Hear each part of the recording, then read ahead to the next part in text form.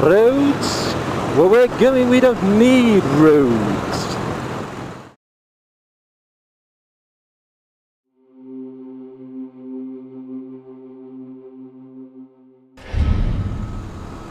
Hello there, YouTube. I don't know why, but I'm in a ridiculously good mood tonight.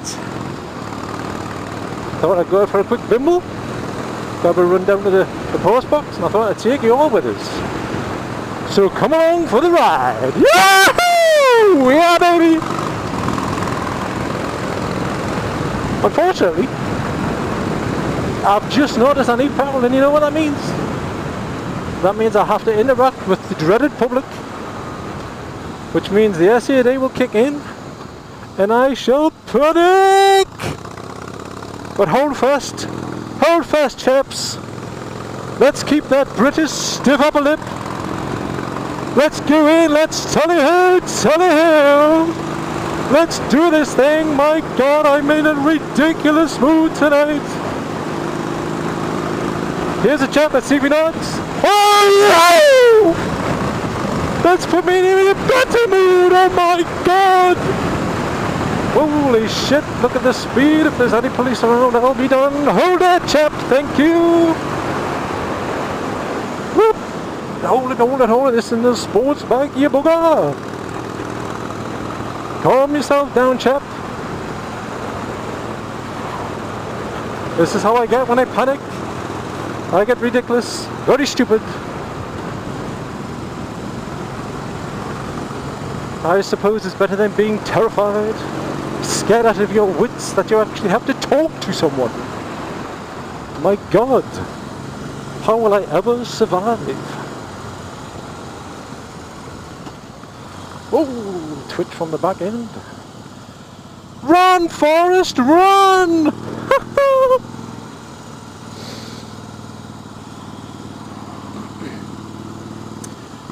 Oh, it's a grand night, except for that big old black cloud, and if I get rained on, I won't be happy, because I've just cleaned the bloody bike!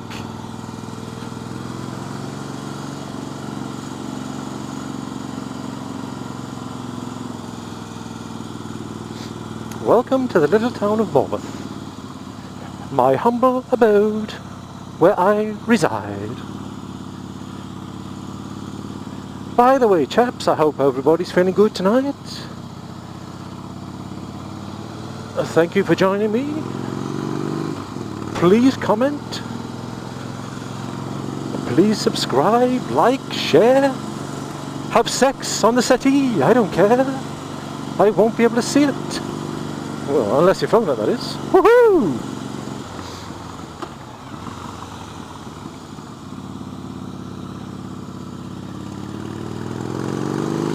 Yes, chaps, it's a Harley-Davidson. Get a good eyeful. I know I would, if I wasn't sitting on the thing.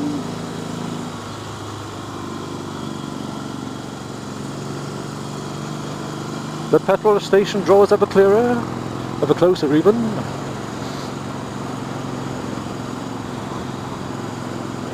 But don't worry, chaps, we can manage. We're British, don't you know?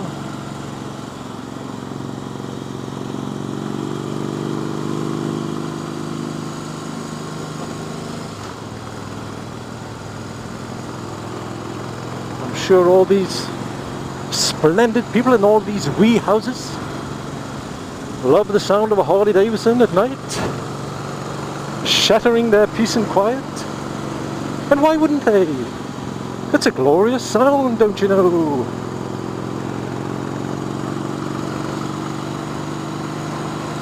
Oh, here we go, here we go. Up to the wild blue yonder.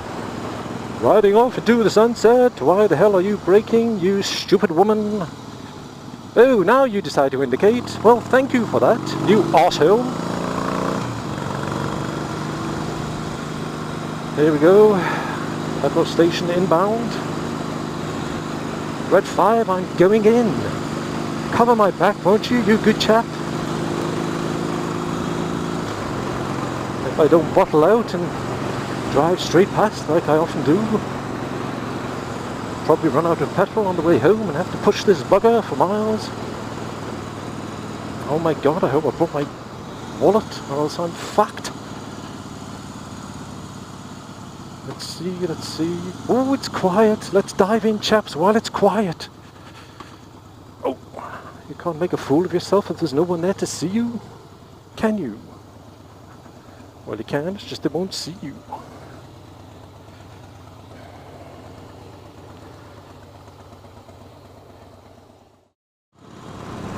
Yeah, I'm running, headed on the highway, I'm looking for adventure, whatever comes your way.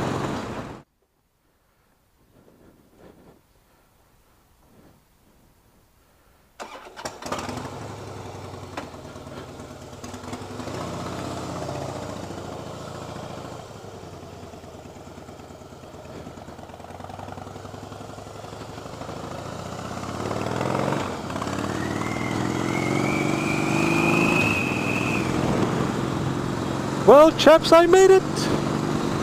I'm home free. I didn't make a fool of myself.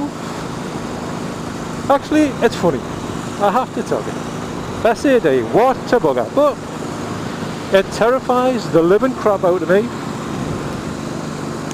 on the way to doing something. But you know, when you do it and you come through it and you haven't made a fool of yourself, the elation.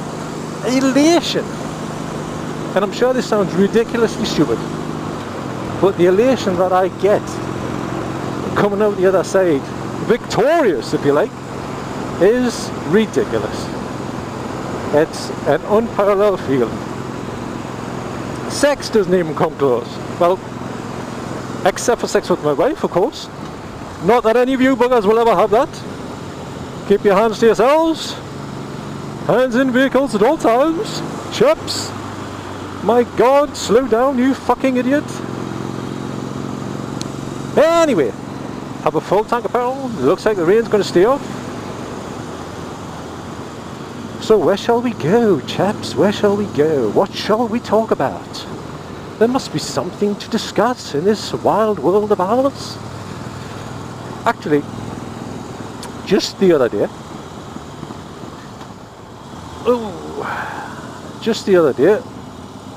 watch out for the petrol on the roads.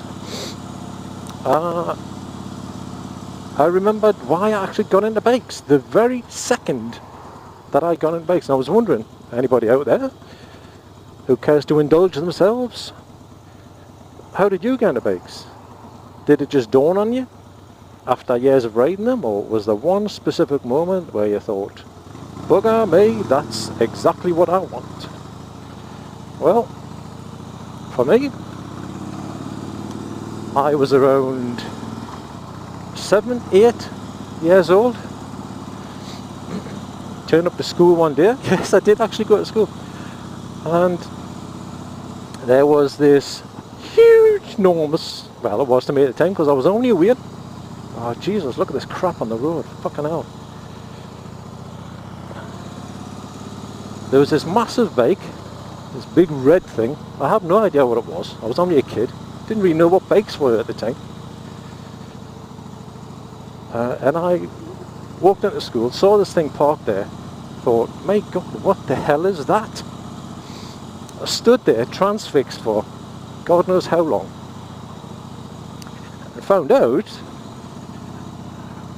that the thing belonged to one of my teachers, Mr. Gott. A really great teacher. Dead cool chap. I really liked him. Hated school, but really liked him. Anyway, asked him what it was, and he must have spent hours over the day telling me little stories, what it was all about, the elation that you get from it. You know, riding around bikes on 2 wheels instead of 4, and I come out of school that day thinking, that's it, I'm hooked. Never sat on a bike before in my life, but that's what I'm going to do. And a little while after that, I discovered an Australian chap by the name of Wayne Gardner. My very first hero. GP 500s, well, saying my first hero, my one and only hero, obviously. is Han Solo, but that's another story. Anyway, I discovered Wayne Gordon. I got into GP 500s, and that was it. I've been stuck on GP ever since. When Wayne Gardner retired, which he did, he made his announcement in England, one of the British races, in tears. I was gutted. But, you know, things move on. And then after that, my next hero was Mr. McDowan. Bugger me, what a champion. Talk about Mr. Dominance. My God. Anyway, getting off track here. So basically, seeing a bike one day and knowing the guy who owned it got me stuck on bikes. I was just wondering what everybody else's story is. I've loved bikes ever since then. I got my first bike when I was 16 years old. It was an off-roader, motocross, MTX 50. Brand new. My brother actually bought it for us. And I'm sure he was just trying to live vicariously because my mother would never let him have a bike. But I was good at pestering and... Whoops, hang on a second, here's the pause box, this is what I come out for. Oh, jeez. Anyway, I was good at pestering. She said okay, got together with my brother, and they bought me this motorbike. Couldn't ride the bloody thing, but I had a mate who was riding bikes at the time. He took us through all the basics and what have you. And finally got out on the street. Come very close to killing myself a couple of times, which I assume everybody does. I suppose that's all part of it, really, isn't it? That doesn't look too safe. Hang on a second. Ugh. And then it was all downhill from there. I've had, for what? Actually, I don't know how many bikes I've had over the years. Anyway, I suppose that's another thing. Why do you ride the kind of bike you ride? I mean, I started off on motocross and now I'm riding Harleys. That's a big difference. I suppose it's because I'm an old codger. I'm an old git. Or maybe I'm just a lazy twat. Anyway. I started off on motocross basically because I was given the bike. And any bike, as I'm sure every one of you will agree,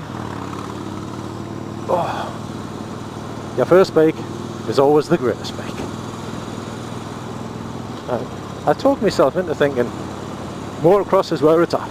I can't ride anything else. And I was like that for a while. But then you progress as you do. I got into street bikes, then I got into hyper sports. Well, the thing is, I started small. I started on 50s and I built 50s, 125s, got up to a 400. I think from the 400 I jumped to the thousands. But I think because I learned small, that sort of forced to be sensible, if you like. You know, things don't sort of snatch at you and try and kill you when the bikes are that small. Plus with a dirt bike, I did a lot of riding off-road, which taught us a lot of balance. I've never had any really big crashes. I've had a couple, but nothing major. Had a couple of bikes stolen, which is, God, heartbreaking at the time. A friend of mine borrowed a bike once. I bought this bike. It was a, let's have a think, Suzuki JS 125 AS. My God, I can't believe I remember that. That was a lot of years ago. Anyway, he borrowed the bike. 2 weeks old. I'll look after it, he says. Don't worry, I got it with me life. The guy lived in a block of bloody flats, for Christ's sake. He says, I'll take it up on the lift, it'll be safe, I'll put it in the apartment. So I thought, oh well, okay, fair enough, thanks for that. Gets a phone call the next day. I couldn't put it in the lift, somebody set it on fire, there's nothing left of it. Oh, fucking hell, that thinks. But I couldn't really blame him, to be honest. I mean, he was a good mate of mine. I'd known him for a lot of years. Actually, I'm saying I knew him for a lot of years, in my teens, for Christ's sake. Anyway, that was just gutting. That one. Had a big pinch from work once. Police rang us. Good morning. Where's your motorcycle? Oh, it's out the back there, mate. I think you should probably check, because there's somebody honing around town on it with no helmet. I'm glad to hear it's not you. Bloody hell. Anyway. Like I said, I've written all sorts of stuff. But right now, I'm probably forevermore cruisers is where it's at. Sit back, chill out, be a lazy fat bastard if you want to, as long as you're enjoying what you're writing. And bloody hell, do I. Anyway, I was in such a good mood, and it was such a nice night, I thought I'd bring you out for a little play. I hope you enjoyed it, and I hope you'll come back for more. So I shall see you in the future. Please subscribe, gentlemen and ladies, if there are any watching. I would be forever in your debt. Thank you, and good night.